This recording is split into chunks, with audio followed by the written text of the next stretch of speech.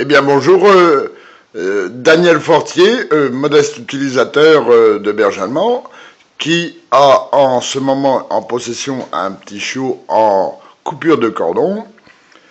En premier plan, vous apercevez une berger belge qui est juchée sur un fauteuil avec un coussin pour se trouver hors de la portée de la bête. Afin que celle-ci soit un petit peu plus tranquille, parce qu'elle est saillie quotidiennement ou même plusieurs fois par jour et subit les attaques du monstre. Que vous dire, l'étendue des dégâts, je passe dans la salle de bain, normalement, dans la salle de bain, il y avait une petite gamelle d'eau afin d'abreuver nos bêtes à quatre pattes qui passaient là. Donc vous voyez l'étendue des dégâts, puisque la bête a décidé de s'octroyer la gamelle plastique recevant l'eau normalement qui devait être en place là, et donc a inondé plusieurs fois la salle des bains.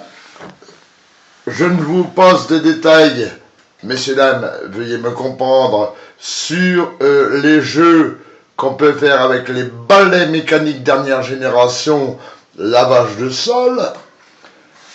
Je me tourne vers la pièce principale où le rideau principal de la salle de vie est obligé d'être protégé de toute attaque intempestive. Que dire ensuite? Oui, il y avait un coussin. Là, c'est une varicelle plastique. Il y avait une petite paille dedans, comme on dit dans le sud. La paille n'existe plus, puisque nous avons été obligés de l'éloigner des dents du sauvage. Un petit coussin de repos qui est normalement dédié au repos de nos chiens, surtout les bergers allemands. Vous voyez l'état, je zoome dessus, vous voyez l'état du coussin. Il a beaucoup souffert des attaques principales. Ensuite, une petite desserte où le maître de maison, normalement, mettait ses petits papiers à disposition pour les avoir sous la main. Et là, vous constaterez, bien sûr, messieurs, dames, que c'est un petit peu l'anarchie. Voilà. Donc, que dire d'autre? Je trouve que pour un chien qui est en phase de coupure de cordon de chez son éleveuse, je vais essayer de le trouver dans la pièce. Pardonnez-moi, je navigue parmi la pièce. Voilà.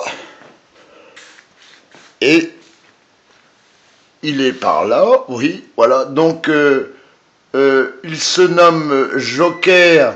Son affixe, puisque c'est une éleveuse de mes amis, son affixe est bien sûr basque, donc imprononçable, comme je n'ai eu la plupart du temps dans le temps avec des shippers. Mais messieurs, dames, en ce jour de Pâques, 7e dimanche après les rameaux, je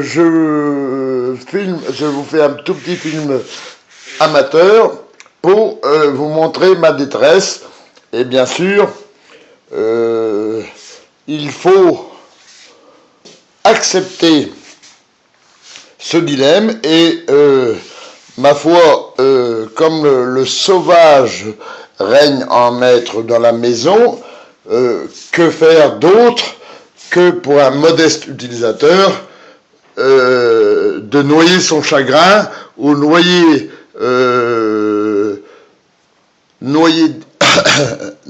donc sa détresse en attendant les signes, comme on dit maintenant communément, les signes d'apaisement de la bête. À vous, Cognac Jet, à très bientôt pour de nouvelles informations.